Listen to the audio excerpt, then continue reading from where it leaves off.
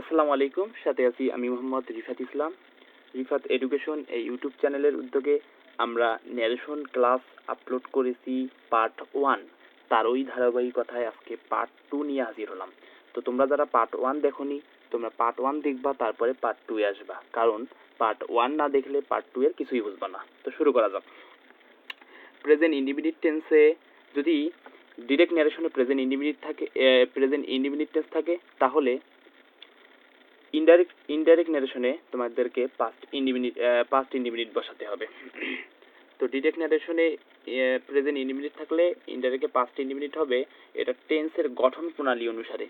Present indefinite টেন্সের গঠন প্রণালী সাবজেক্ট প্লাস এম ইজ আর ভার্বের সাথে আইএনজি, আর পাস্ট ইনডিফিনিট টেন্সের গঠন প্রণালী সাবজেক্ট প্লাস ওয়াজ ওয়ার ভার্বের সাথে আইএনজি।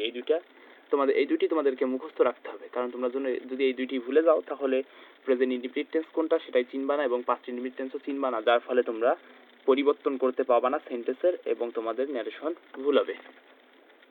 তো আমরা সেকেন্ড স্লাইডে যাই। সেকেন্ড স্লাইডে আজকে আমরা শিখবো অ্যাসার্টিভ সেন্টেন্স সম্পর্কে। অ্যাসার্টিভ সেন্টেন্সে দেখো, তোমাদেরকে আমরা পার্ট 1-এ শেখাইছি যে সেন্টেন্সটি চেনার উপায় কি। আমরা সেন্টেন্স চিনবো কিভাবে সেটা সহজ পদ্ধতিতে দেখাইছি, পার্সন পরিবর্তনও সহজ পদ্ধতিতে দেখাইছি। তাই ওই ক্লাসগুলো না করলে এগুলো বুঝবা না। দেখো ভাই, আমরা বলছি যে অ্যাসার্টিভ সেন্টেন্স চেনার একটি উপায় হলো প্রথমে সাবজেক্ট দিয়ে শুরু হবে। তাহলে এখানে দেখো সাবজেক্ট আছে আই, ঠিক আছে, এখানে সাবজেক্ট আছে আই। তাহলে অ্যাসার্টিভ সেন্টেন্সে সেইটুর পরিবর্তে হয় টোল্ড, কিন্তু সেইট থাকলে সেইটই বসে। তাই এখানে সালমা সেইট থাকার কারণে, এই যে সালমা সেইট থাকার কারণে এখানে সেইটই বসানো হয়েছে, সালমা সেইট। তারপরে আমরা এখানে পরিবর্তন করছি কি, আমরা জানি অ্যাসার্টিভ সেন্টেন্সে ইনভার্টেড কমা উঠে গিয়ে দ্যাট বসে, তাই আমরা এখানে দ্যাট বসাইছি। তারপরে দ্যাটের পরে আমাদের এখানে একটা সাবজেক্টের দরকার আছে, তাই সাবজেক্টটা আমরা কই পাবো, এই যে সালমায় পাবো। সালমা কি ছেলে না মেয়ে? সালমা মেয়ে হওয়ার কারণে আমরা এখানে শি বসাইছি, ঠিক আছে, শি বসাইছি। তারপরে ভাই আমাদেরকে দেখতে হবে যে এই টেন্সটি কোন টেন্সে আছে।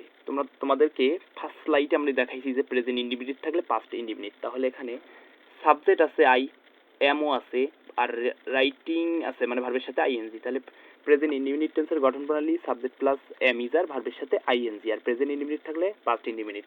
তাই এখানে এটা প্রেজেন্ট ইনডিফিনিট টেন্স হওয়ার কারণে আমরা এখানে পাস্ট বসাবো। শির সাথে পাস্ট ইনডিফিনিট টেন্সের গঠন প্রণালী সাবজেক্ট প্লাস ওয়াজ ওয়ার ভার্বের সাথে আইএনজি। তাহলে আমরা কি ওয়ার বসাইতে পাবো না, তাই আমরা এখানে ওয়াজ বসাইলাম, শি ওয়াজ, আর এই ভার্বের সাথে আইএনজি মানে যা আছে তাই। আমরা এখন ক্লিয়ার, এটা একটি সোজা বিষয় আর কি। এর থেকেও কঠিন প্যাসেজ ন্যারেশন। যখন আমরা প্যাসেজ ন্যারেশনে যাব তখন আমরা এরকম সোজাভাবে শিখবো। তারপরে সেকেন্ডে কি বলা হয়েছে, Hasan said I lived many years in Dhaka. তাহলে সেইট বা সেইটুর পরিবর্তে যদি হয় টোল্ড, তাহলে আমরা জানি সেইট থাকলে সেইটই বসবে। এখানে হাসান আছে, হাসানি বসাইলাম, সেইট আছে, সেইটই বসাইলাম। তারপরে ইনভার্টেড কমা উঠে গিয়ে দ্যাট বসলো, পরিবর্তন শুধু একটা। এখানে একটা আমাদের সাবজেক্টের দরকার আছে, হাসান ছেলে, যার কারণে আমরা এখানে হি আনলাম, দুইটি পরিবর্তন করলাম। আর আমরা জানি ভি3 থাকলে হ্যাড বসে, মানে ভার্বের পাস্ট পার্টিসিপল যদি আমরা দেখি তাহলে সাবজেক্টের পরে একটি হ্যাড আনবো। আমরা কিছুই জানি না, আমরা সাবজেক্টের পরে একটা হ্যাড নিয়ে আসবো যদি ভি3 মানে ভার্বের পাস্ট পার্টিসিপল ফর্ম থাকে। এখানে দেখো লিফট, এখানে ইডি যুক্ত আছে, যার কারণে এটা কি, এটা একটি ভি3 মানে ভার্বের পাস্ট পার্টিসিপল ফর্ম, তাই আমরা এখানে হ্যাড বসাইছি। তারপরে লিফটে বসানো লাগবে ম্যানি ইয়ার্স ইন ঢাকা, যা আছে তাই, এর আর কোনো পরিবর্তন নাই।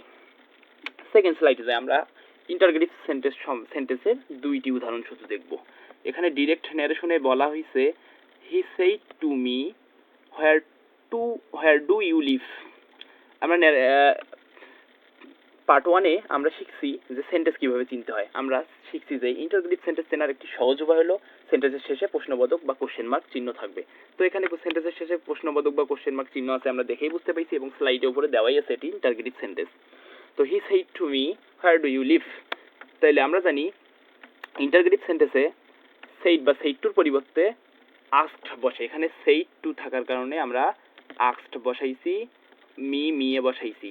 আর ইনভার্টেড কমা উঠে গিয়ে WH ওয়ার্ড থাকলে WH ওয়ার্ডে বসবে। এখানে হোয়ার WH ওয়ার্ড, তাই আমরা WH ওয়ার্ডে বসাইছি। এবং এখানে একটা জিনিস তারপর করতে হবে আমাদেরকে ভাই, এখানে দেখো ইউ আছে, ইউটা কোন পারসন, আমরা ফার্স্ট ক্লাসে শিখছি পার্ট 1-এ ইউ সেকেন্ড পারসন দুইটি, ইউ আর পরিবর্তন হবে অবজেক্টের সাথে। তাই ইউটা আমরা পরিবর্তন করব এই যে অবজেক্ট, এখানে me, he said to me, মিটা একটা অবজেক্ট। আর মি এর আমরা জানি মি এর সাবজেক্টিভ ফর্ম আবার I subjective form, me objective form, my possessive form. তাহলে মি আমরা কি করব, মি এর সাবজেক্টিভ ফর্মটা আনবো। সাবজেক্টিভ ফর্ম কোনটা, এই যে মি এর subjective form I me my যেহেতু হবে। তারপরে আমরা এই লিফটাকে আমরা ভার্বের পাস্ট পার্টিসিপল ফর্ম বানাবো, এই ডি যুক্ত করে লিফট বানাই দেবো। এই এরকম আমরা জানি ন্যারেশনে কি সেন্টেন্স থাক আমাদেরকে করতে হয় কি, আমাদেরকে সবগুলোকে অ্যাসার্টিভেই আনতে হয় ইনডাইরেক্ট করার সময়।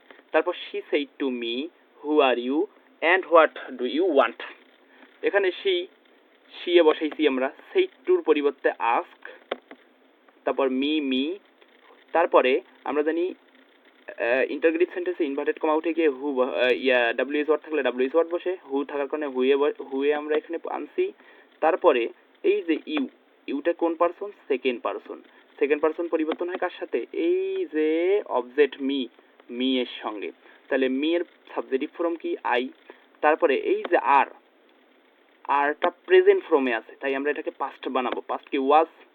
তারপরে কি আছে অ্যান্ড, এই যে অ্যান্ড, তারপর হোয়াট, তারপরে এই যে ইউ যেটা আছে, ইউটা আবার কি কোন পারসন, সেকেন্ড পারসন, পরিবর্তন হবে অবজেক্টের সাথে।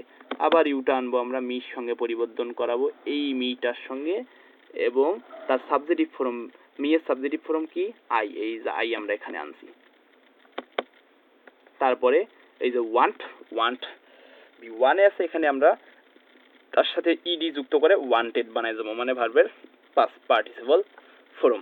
এই ছিল আজকে ছোট্ট একটি ক্লাসটি ভালো লাগলে তোমরা একটি লাইক দিয়ে দিও এবং চ্যানেলটি সাবস্ক্রাইব করে দিও এবং পাশে থাকা বেল আইকনটি বাজিয়ে দিও, যাতে করে পরবর্তী ভিডিওগুলো তোমাদেরকে আমি আপলোড করার সঙ্গে সঙ্গেই তোমাদের নোটিফিকেশন চলে যায়। তো তোমাদের পরীক্ষা ভালো হোক এই শুভকামনা রইল। শীঘ্রই আমরা পার্ট 3 আপলোড করব। তো আল্লাহ হাফিজ।